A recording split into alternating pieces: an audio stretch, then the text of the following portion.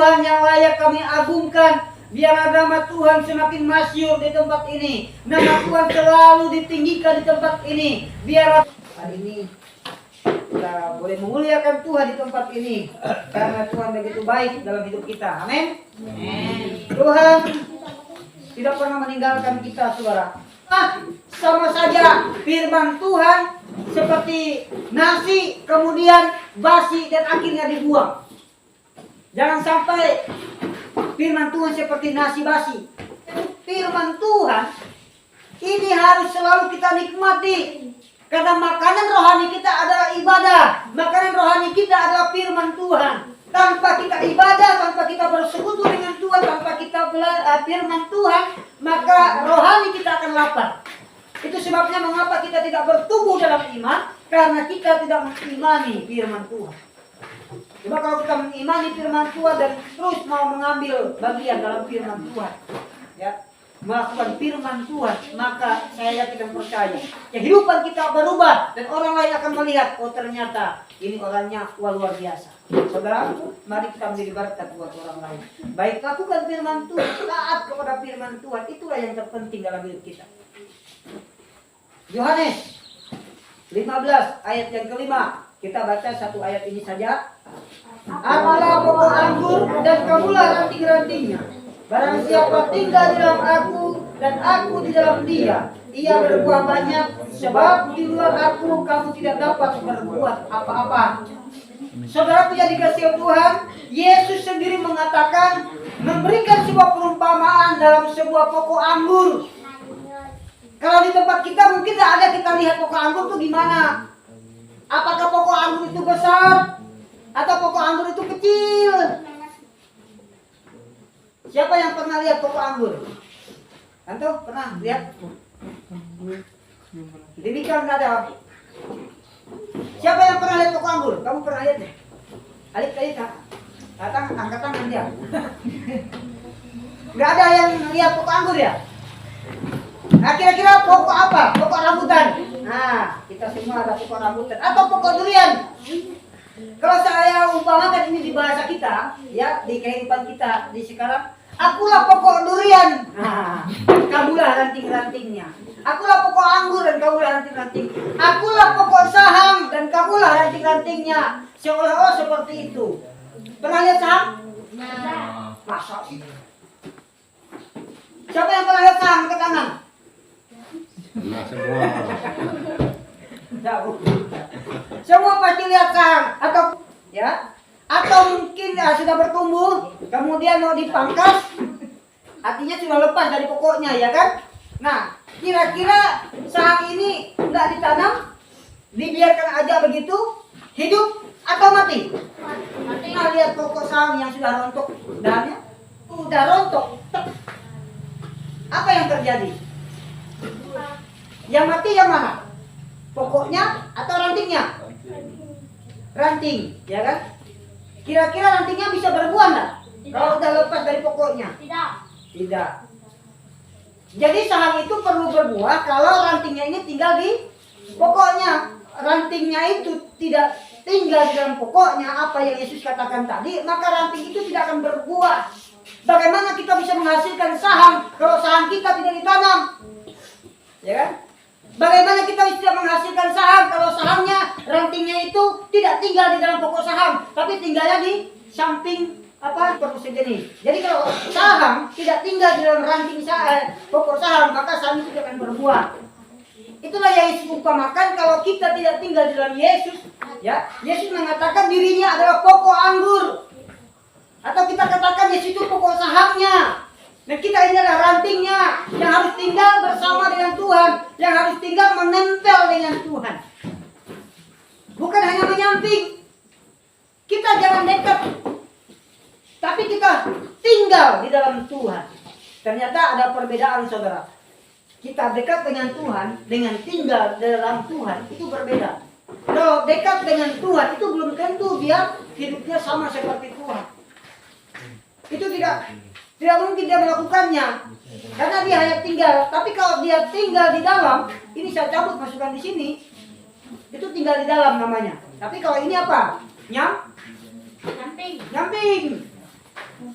Nah, kalau tinggal di dalam itu sudah menyatu. Nah, jadi kata Yesus di sini, jika kita tinggal di dalam Yesus, ya, tinggal di dalam Tuhan, maka kita akan menghasilkan buah. Tapi kalau kita hanya tinggal di samping Tuhan, itu tidak akan berbuah. Tapi kita tinggal di dalam Tuhan, hidup dalam Tuhan, itu kita akan berbuah. Jadi artinya, saudara, hidup tanpa Tuhan, kita tidak bisa hidup, kita tidak bisa berbuah. Kehidupan tanpa Tuhan itu tidak ada guna-gunanya. Tidak ada guna-guna. Tidak ada gunanya. Apa yang dikatakan dalam perkataan ayat ini, dia akan dibuang dan dicap. Barang siapa tidak tinggal di dalam aku, ia tidak akan berbuah dan akan menjadi kering dan akan dicampakkan berguna atau tidak berguna? Kira-kira. Nah, jadi kalau kita ini udah dicampakkan oleh Tuhan, artinya hidup kita ini udah tidak berguna. Tidak ada gunanya, karena udah dicampakkan, apalagi udah dicampakkan, dibuang dalam api lagi, dibakar. Ayo saudara, jadi tidak berguna. Hidup di luar Yesus itu tidak ada gunanya. Jadi saudara, kita ini harus hidup berkaitan dengan Tuhan. Kita harus berhubungan dengan Tuhan, karena tanpa Tuhan kita tidak bisa berbuat apa-apa. Walaupun kita banyak duit, walaupun kita banyak harta, tapi kalau hidup kita tanpa Yesus, tidak ada gunanya, saudara. Ini yang Yesus katakan, tidak ada gunanya, dibuang dan dicampakkan di dalam api.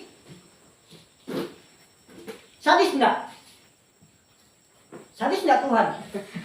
Sadis juga ya. Enggak kasihan. Kata Allah, ngapa kau tidak di dalam aku, katanya kan. Nah, jadi saudara, mari kita gunakan hidup kita yang singkat ini, kita tinggal dalam Tuhan. Karena hidup tanpa Tuhan kita tidak ada gunanya.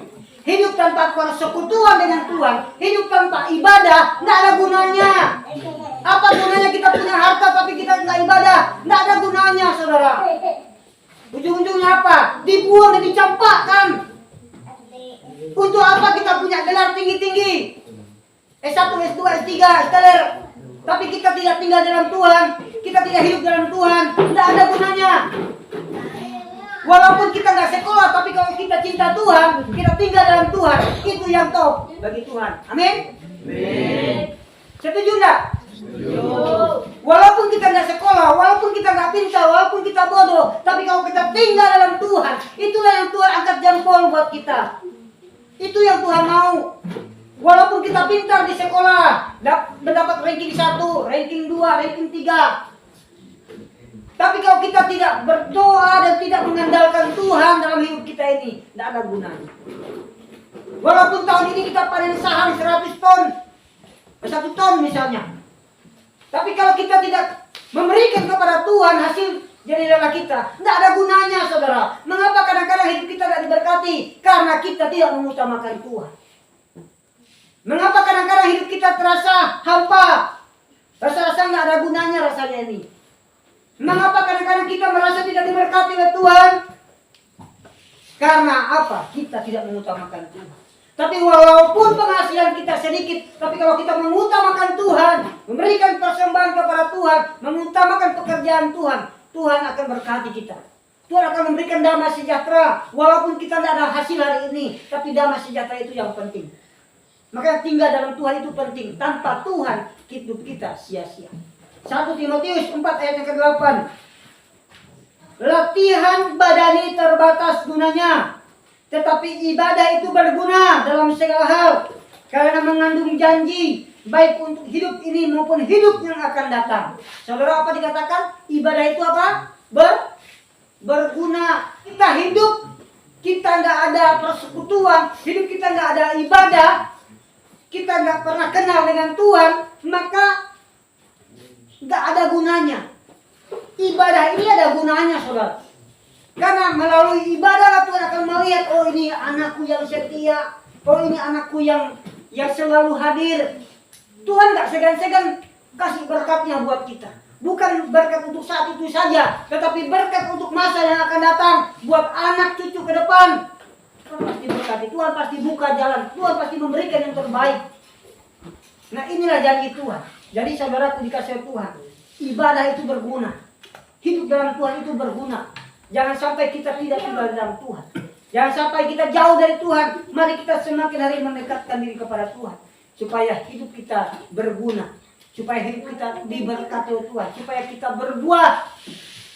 Buah itu bukan berkat, tapi buah itu bisa menjadi dampak yang positif, yang membangun buat lingkungan kita. Itulah buah, saudara.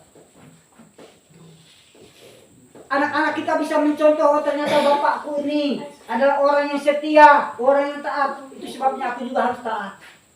Tapi kalau kita sebagai orang tua, kita nggak taat dengan Tuhan, bagaimana anak bisa mencontoh? Karena di mana durian jatuh pasti nggak jauh, pasti dari bawah ke bawahnya. Nggak mungkin durian jatuh ke jauh 100 meter ke sana, ya kan? Pasti di bawahnya dijatuh dulu, terus lari ke lain. Nah, itu sebabnya kita sebagai orang tua kita harus menjadi contoh, ya, buat anak-anak kita. Begitu juga anak-anak yang SMP ya punya adik, dari contoh buat adik-adiknya, ya. Atau sebaliknya anak-anak juga harus bisa menjadi contoh buat orang tua. Karena melalui anak-anak yang takut akan Tuhan, yang taat kepada Tuhan, orang tua yang tadinya tidak taat kepada Tuhan akan menjadi taat kepada Tuhan. Karena melalui kehidupan kita. Amin. Lingkungan kita nggak cinta Tuhan, lingkungan kita jauh dari Tuhan, tapi melalui kehidupan kita yang diberkati oleh Tuhan, maka mereka akan melihat, oh ternyata begini ya orang percaya. Akhirnya mereka bisa berubah. Nah, penginjilan itu tidak harus kita berbicara Injil, tetapi melalui sifat tingkah laku kita bisa menginjili orang, membawa orang kepada Tuhan. Ya, saudara, mari kita tinggal dalam Tuhan, kita berbuah, kita akan bertumbuh. Jadilah apa yang Tuhan mau sampaikan kepada kita. Mari kita berdoa kepada Tuhan.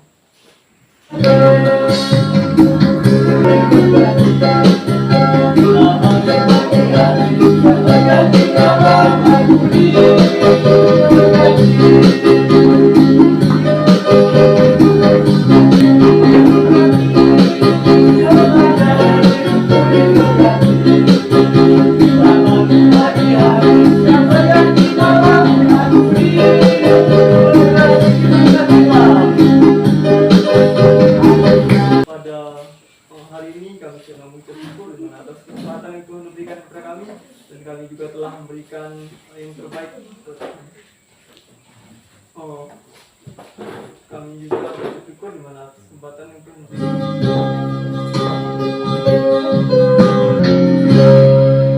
Terpujilah Tuhan kami Yesus Kristus, Tuhan dan Juru Selamat kami, yang memberikan kemenangan, yang memberikan berkat, yang memberikan janji keselamatan. Kami di bumi seperti di surga. Berikanlah kami pada hari ini makanan kami yang secukupnya, dan ampunilah kami akan kesalahan kami, seperti kami juga mengampuni orang yang bersalah kepada kami. Dan janganlah membawa kami ke dalam pencobaan, tetapi lepaskanlah kami pada yang jahat. Karena Engkau punya kerajaan dan kuasa dan kemuliaan sampai selama-lamanya. Amin. Amin. Selamat hari.